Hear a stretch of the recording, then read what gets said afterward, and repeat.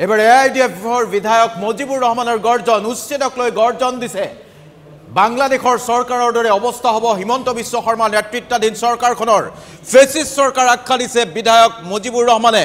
এই মুহূৰ্তৰ গুৰুত্বপূৰ্ণ আপডেট জনাইছো। উচ্ছেদক অমানৱীয় আখ্যা দি ৰাজ্য চৰকাৰক ফেচিষ্ট চৰকাৰ আখ্যা দিছে। উচ্চ ন্যায়ালয়ৰ নিৰ্দেশৰ পিছতো উচ্ছেদ চলাৰ বাবে কচুতলিৰ উচ্ছেদক লৈ চৰকাৰক ফেচিষ্ট চৰকাৰ আখ্যা দি সৰব হৈছে এআইডিএফৰ এইজন বিধায়ক। এই সরকারটা একটা ফেসিস্ট সরকার বলে কব লাগিব। এই সরকার ফেসিস্ট সরকার এই কারণে কব লাগে তেখেতসকলে কোনো দেশৰ আইন কানুন সংবিধান একো নামানে। গতিকে আইন কানুন যেতিয়া নেকি দেশৰ সংবিধান নামানা হৈ যা এটা সময় আহিব যে আপোনাৰ এই চৰকাৰৰ বিৰুদ্ধে ৰাইজ জাঙুৰ খাই উঠিব আৰু চৰকাৰ ধ্বংসৰ কাৰণে মানুহ জাগি উঠিব। আজি বাংলাদেশত কেনেকৈ কি পৰিৱেশ হৈছে। গতিকে মানুহ মানিব লাগিব, সংবিধানক ৰক্ষা কৰিবৰ কাৰণে মানুহ ওলাই আহিব লাগিব, সংবিধানক মানে ৰেচপেক্ট কৰিব লাগে। আজি আপোনাৰ যিখিনি হাইকোৰ্টে মহামান্য উচ্চ ন্যায়ালয়ে বাধা দিছে যে আপোনাৰ মানুহখিনি অল্টাৰনেটিভ জাগা নিদিয়ালৈকে বা মেডিমাটিত থকা মানুহখিনিক আপুনি উচ্ছেদ কৰিব নোৱাৰে, কিন্তু হাইকোৰ্টৰ কথা অৱমাননা কৰিছে। গতিকে হাইকোৰ্টে ইয়াৰ ওপৰত বিচাৰ কৰিব, সুপ্ৰিম কোৰ্টে এই চৰকাৰৰ এগেইনষ্টত মানে আপোনাৰ ষ্টেপ ল'ব লাগিব।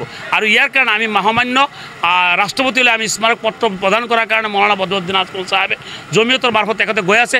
আৰু এই চৰকাৰৰ মানে আপোনাৰ মুখ্যমন্ত্ৰীক বৰখাস্ত কৰাৰ কাৰণে আমাৰ মানে জমিয়তে দাবী জনাইছে। এবাৰ এআইডিএফৰ বিধায়ক মজিবুৰ ৰহমানৰ গৰ্জন উচ্ছেদক লৈ গৰ্জন দিছে। বাংলাদেশৰ চৰকাৰৰ দৰে অৱস্থা হ'ব হিমন্ত বিশ্ব শৰ্মা নেতৃত্বাধীন চৰকাৰখনৰ। ফেচিষ্ট চৰকাৰ আখ্যা দিছে বিধায়ক মজিবুৰ ৰহমানে। এই মুহূৰ্তৰ গুৰুত্বপূৰ্ণ আপডেট জনাইছো। উচ্ছেদক অমানৱীয় আখ্যা দি ৰাজ্য চৰকাৰক ফেচিষ্ট চৰকাৰ আখ্যা দিছে।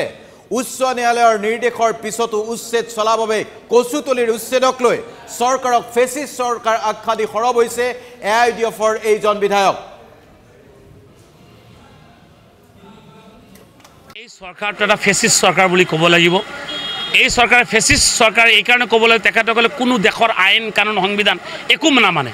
গতিকে আইন কানুন যেতিয়া নেকি দেশৰ সংবিধান নামানা হৈ যা এটা সময় আহিব যে আপোনাৰ এই চৰকাৰৰ বিৰুদ্ধে ৰাইজ জাঙুৰ খাই উঠিব আৰু চৰকাৰ ধ্বংসৰ কাৰণে মানুহ জাগি উঠিব। আজি বাংলাদেশত কেনেকৈ কি পৰিৱেশ হৈছে। গতিকে মানুহ মানিব লাগিব, সংবিধানক ৰক্ষা কৰিবৰ কাৰণে মানুহ ওলাই আহিব লাগিব, সংবিধানক মানে ৰেচপেক্ট কৰিব লাগে। আজি আপোনাৰ যিখিনি হাইকোৰ্টে মহামান্য উচ্চ ন্যায়ালয়ে বাধা দিছে যে আপোনাৰ মানুহখিনি অল্টাৰনেটিভ জাগা নিদিয়ালৈকে বা মেডিমাটিত থকা মানুহখিনিক আপুনি উচ্ছেদ কৰিব নোৱাৰে, কিন্তু হাইকোৰ্টৰ কথা অৱমাননা কৰিছে। গতিকে হাইকোৰ্টে ইয়াৰ ওপৰত বিচাৰ কৰিব, সুপ্ৰিম কোৰ্টে এই চৰকাৰৰ এগেইনষ্টত মানে আপোনাৰ ষ্টেপ ল'ব লাগিব। আৰু ইয়াৰ কাৰণে আমি মহামান্য ৰাষ্ট্ৰপতিলৈ আমি স্মাৰক পত্ৰ প্ৰদান কৰাৰ কাৰণে মৌলানা বদৰুদ্দিন আজমল চাহাবে জমিয়তৰ মাৰফত তেখেতে গৈ আছে। আৰু এই চৰকাৰৰ মানে আপোনাৰ মুখ্যমন্ত্ৰীক বৰখাস্ত কৰাৰ কাৰণে আমাৰ মানে জমিয়তে দাবী জনাইছে।